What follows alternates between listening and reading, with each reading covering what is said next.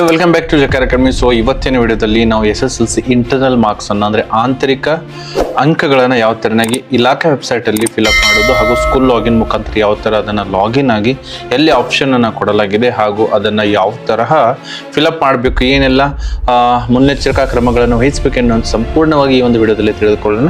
ಅತಿ ಶಾರ್ಟ್ ಆಗಿರುವಂಥದ್ದು. ಸೊ ಸಂಪೂರ್ಣವಾಗಿ ಈ ಒಂದು ವಿಡಿಯೋವನ್ನು ನೋಡಿ ತಿಳಿದುಕೊಳ್ಳಿ. ಸೊ ಬನ್ನಿ ನಾವು ತಡ ಮಾಡದೆ ವಿಡಿಯೋವನ್ನು ಪ್ರಾರಂಭ ಮಾಡೋಣ. ವೀಕ್ಷಕರೇ, ನಮಗೆಲ್ಲರೂ ಗೊತ್ತಿರುವಂತೆ ನಾವು ಗೂಗಲ್ ಕ್ರೋಮ್ ಅಲ್ಲಿ ಹೋಗ್ತೀವಿ. ಅಲ್ಲಿ ನಾವು KSEAB ಸ್ಕೂಲ್ ಲಾಗಿನ್ ಅಲ್ಲಿ ಹೋಗ್ತೀವಿ.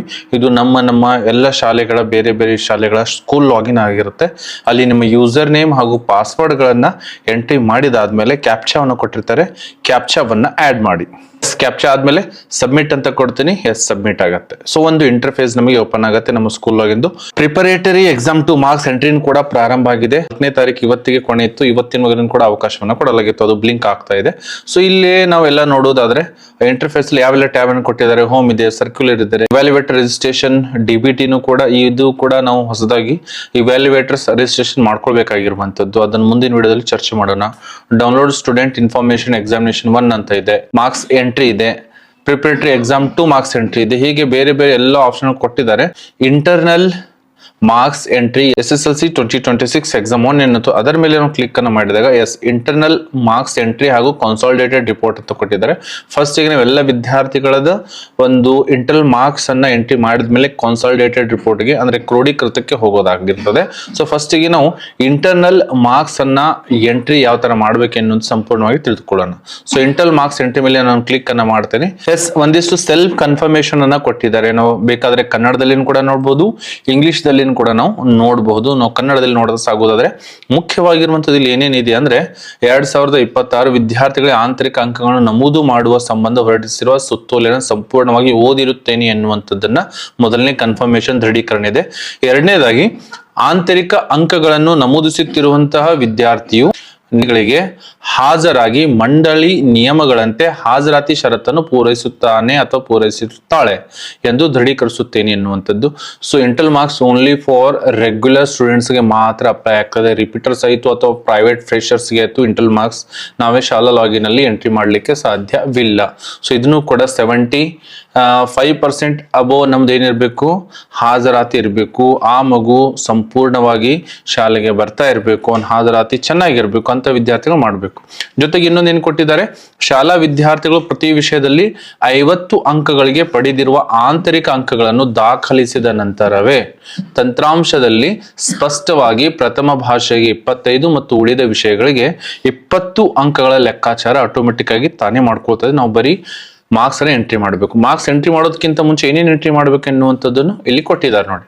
ಪ್ರತಿ ವಿದ್ಯಾರ್ಥಿಯು ಪಡೆದ ಅಂಕಗಳನ್ನು ದಾಖಲಿಸಿ ಪಾರ್ಟ್ ಎ ಮತ್ತು ಪಾರ್ಟ್ ಬಿ. ಇಲ್ಲಿ ಪಾರ್ಟ್ ಎ ಹಾಗೂ ಪಾರ್ಟ್ ಬಿ ಅಂತ 2 ಪಾರ್ಟ್ಗಳು ಸಿಗ್ತವೆ.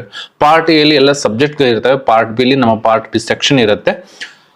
ಅದೆಲ್ಲ ವಿವರಗಳನ್ನ ಫಿಲಪ್ ಮಾಡಿದ ಮೇಲೆ ತರಗತಿ ಶಿಕ್ಷಕರು, ಕ್ಲಾಸ್ ಟೀಚರ್ ಆಗಿರಬಹುದು, ಮುಖ್ಯ ಶಿಕ್ಷಕರು, ತದನಂತರ ಅವರ ಪಾಲಕ ಅಥವಾ ಪೋಷಕರಿಗೆ ತೋರಿಸಿ ಅದರ ಮೇಲೆ ಪ್ರಿಂಟ್ ಮೇಲೆ ಸಹಿಯನ್ನು ಮಾಡ್ಕೊಂಡಾದ್ಮೇಲೆ ಮಾತ್ರ ಫ್ರಿಜ್ ಅನ್ನ ಮಾಡಬೇಕಾಗಿರುವಂತ ಅನ್ನುವಂತ ಮಾಹಿತಿಯನ್ನ ಕೊಟ್ಟಿದ್ದಾರೆ. ಒಂದು ಸಲ ಫ್ರೀಜ್ ಆಯಿತು ಮಾಹಿತಿ ಅಂದ್ರೆ ಅದರಲ್ಲಿ ಏನೋ ಬದಲಾವಣೆ ಮಾಡಲಿಕ್ಕೆ ಸಾಧ್ಯ ಇಲ್ಲ. ಸೊ ನಾವು ಈಗ ಇದೆಲ್ಲವನ್ನು ಓದಿದೀವಿ ಅಂತ ಚೆಕ್ ಮಾರ್ಕ್ ಮೇಲೆ ಟಿಕ್ ಮಾರ್ಕ್ ಏನಿದೆ, ಚೆಕ್ ಮಾರ್ಕ್ ಮೇಲೆ ನಾವು ಚೆಕ್ ಅನ್ನ ಮಾಡಿದಾಗ proceed to internal assessment entry ಎನ್ನುವಂಥದ್ದಿದೆ. ಸೊ ಅದರ ಮೇಲೆ ನಾವು ಕ್ಲಿಕ್ ಅನ್ನ ಮಾಡ್ತೀವಿ. ಎಸ್, ಈ ತರ ಒಂದು ಇಂಟರ್ಫೇಸ್ ನಮಗೆ ಓಪನ್ ಆಗುತ್ತೆ. ಇಲ್ಲಿ ನೋಡಿ, internal assessment marks entry examination 1 2026 ಅಂತ ಇದೆ. ಮೊದಲಿಗೆ ನಾವು ಸ್ಯಾಡ್ಸ್ ನಂಬರ್ ಅನ್ನ ಯೂಸ್ ಮಾಡಿಕೊಂಡು ಅವ್ರ ಸ್ಯಾಡ್ಸ್ ನಂಬರ್ ಅನ್ನ ಹಾಕೊಳ್ಬೇಕಾಗಿರುವಂಥದ್ದು.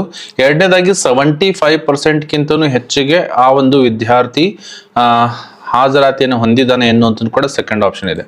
ಫಸ್ಟಿಗೆ ನಾವು ಏನ್ ಮಾಡೋಣ, ನಾವೊಂದು STS ನಂಬರ್ ಅನ್ನ, ನಮ್ಮ ಶಾಲೆಯ ವಿದ್ಯಾರ್ಥಿಗಳ STS ನಂಬರ್ ಅನ್ನು ನಾವು ಆಡ್ ಮಾಡ್ತಾ ಸಾಗೋಣ.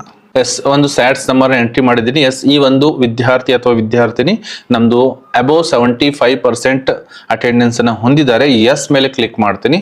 ನೋಡ್ರಿ, ಎಸ್ ಮೇಲೆ ಕ್ಲಿಕ್ ಮಾಡಿದ್ರೆ ಸಾಕು, ಆಟೋಮೆಟಿಕ್ ಆಗಿ ಅವ್ರ ಫೋಟೋ ಬರುತ್ತೆ, ಅವ್ರ ಸಿಗ್ನೇಚರ್ ಬರುತ್ತೆ, ಅವರೆಲ್ಲ ಕ್ಯಾಂಡಿಡೇಟ್ ನೇಮ್ ಬರುತ್ತೆ, ಫಾದರ್ ನೇಮ್ ಬರುತ್ತೆ, ಮದರ್ ನೇಮ್ ಇದೆ, ಮೀಡಿಯಂ ಇದೆ, ಫಿಸಿಕಲ್ ಕಂಡೀಷನ್ ಇದೆ, ಸ್ಯಾಡ್ಸ್ ನಂಬರ್ ಇದೆ ಹಾಗೂ ಸ್ಕೂಲ್ ಕೋಡ್ ಕೂಡ ಇದೆ. ಬೇಕಿದ್ರೆ ಇದನ್ನ ಹೈಡ್ ಡೀಟೇಲ್ಸ್ ಒಂದು ಸಲ ನೋಡ್ಕೊಂಡಾದ್ಮೇಲೆ ಹೈಡ್ ಡೀಟೇಲ್ಸ್ ಮೇಲೆ ನಾವು ಕ್ಲಿಕ್ ಅನ್ನ ಮಾಡಿದ್ರೆ ಹೈಡ್ ಡೀಟೇಲ್ ಆಗುತ್ತೆ. ಸೊ ಸೆಕ್ಯೂರಿಟಿ ಪರ್ಪಸ್ ಆಗಿ ನಾನು ಅದನ್ನ ಹೈಡ್ ಮಾಡಿದ್ದೀನಿ. ನೆಕ್ಸ್ಟ್ ಪಾರ್ಟ್ ಬಂದ್ಬಿಟ್ಟು ಇದು ಪಾರ್ಟ್ ಎ ಇದೆ ನಮ್ದು. ಇದು ಪಾರ್ಟ್ ಎ ಸ್ಕಾಲಿಸ್ಟಿಕ್ ಸಬ್ಜೆಕ್ಟ್ಸ್ ಅಂತ ಇದೆ. ಸೊ ಬೋಧನಾ ವಿಷಯಗಳು ಅಂತ ಇದಾವೆ. ಜೊತೆಗೆ ಪಾರ್ಟ್ ಬಿ ಕೋ ಸ್ಕಾಲಿಸ್ಟಿಕ್ ಸಬ್ಜೆಕ್ಟಿವ್ ಅಂತ ಇದೆ. ಸೊ ನಾವು ಪಾರ್ಟ್ 1 ಅಲ್ಲಿ ನಾವು ನೋಡ್ತಾ ಹೋದ್ರೆ FA1, FA2, FA3 ಹಾಗೂ FA4ಗಳನ್ನು ಕೊಟ್ಟಿದ್ದಾರೆ.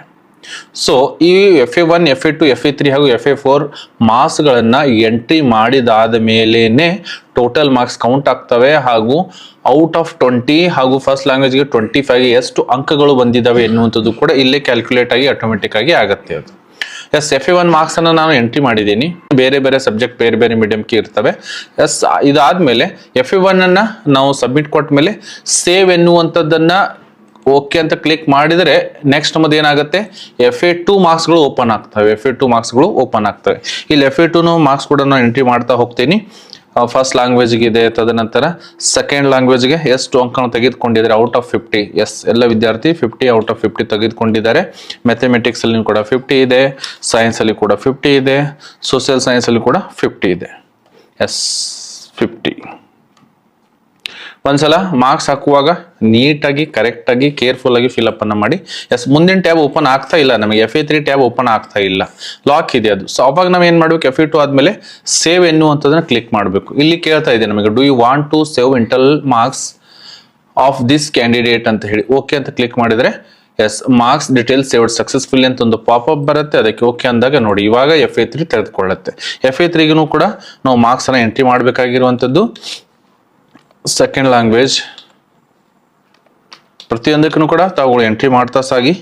FA1, 2, 3, 4ಗೆ ಪರ್ ಸಬ್ಜೆಕ್ಟ್ ಎಷ್ಟೆಷ್ಟು ಅಂಕಗಳು ಬಂದಿದ್ದಾವೆ ಎನ್ನುವಂಥದ್ದು. ಎಸ್ ಪ್ರತಿಯೊಂದು FA1, FA2 ಹಾಗೂ FA3 ಆದ್ಮೇಲೆ ಸೇವ್ ಎನ್ನುವಂಥ ಬಟನ್ ಮಾಡಿದ್ರೆ ನೆಕ್ಸ್ಟ್ ಟ್ಯಾಬ್ ಏನಾಗುತ್ತೆ ನಮಗೆ ಅನ್ಲಾಕ್ ಆಗುತ್ತೆ. ಮೇಲೆ ಪಾಪ್ಅಪ್ ಬರುವಂಥ ಮೆಸೇಜ್ಗಳಿಗೆಲ್ಲನೂ ಕೂಡ ಓಕೆ ಕೊಡಿ. ಎಸ್ FA4 ಅನ್ನ ಈಗ ನಾವು ಎಂಟ್ರಿ ಮಾಡ್ತಾ ಇದ್ದೀವಿ.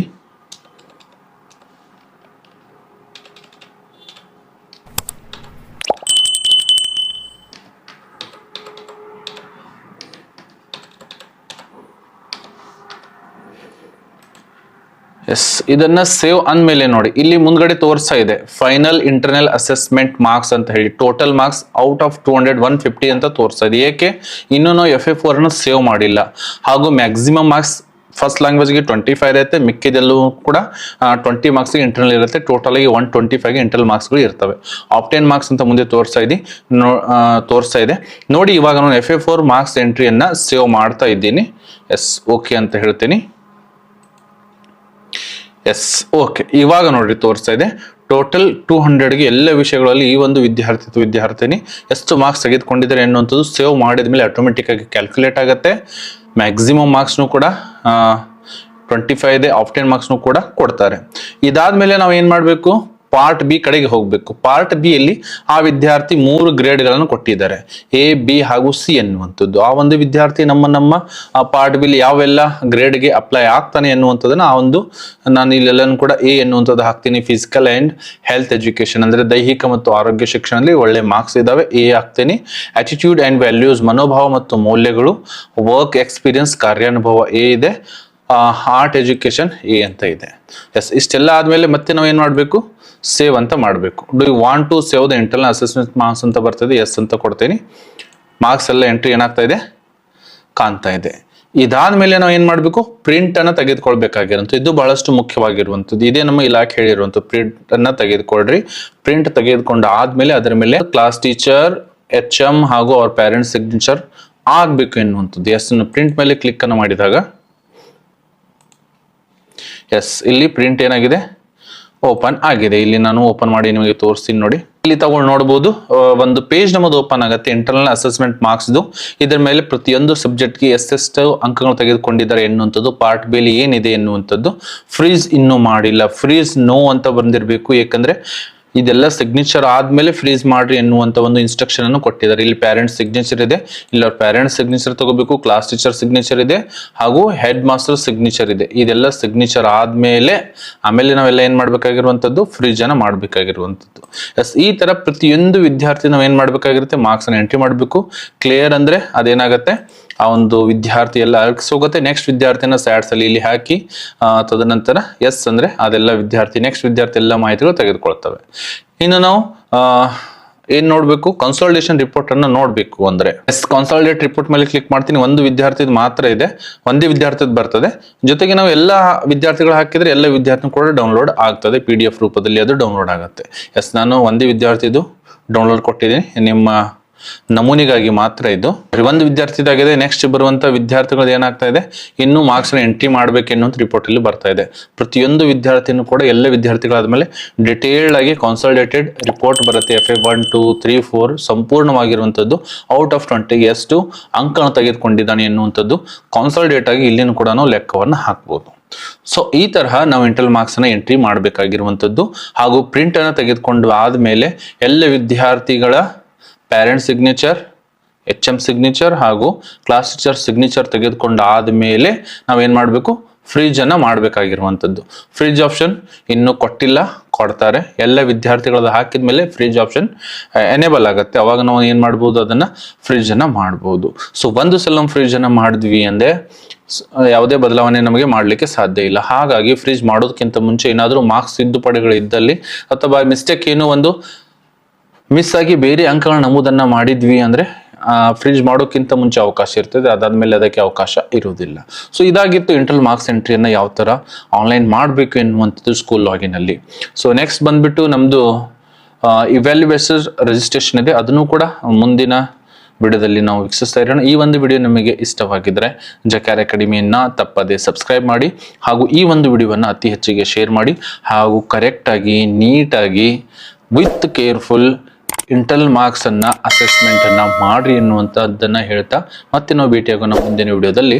ಜೈ ಹಿಂದ್.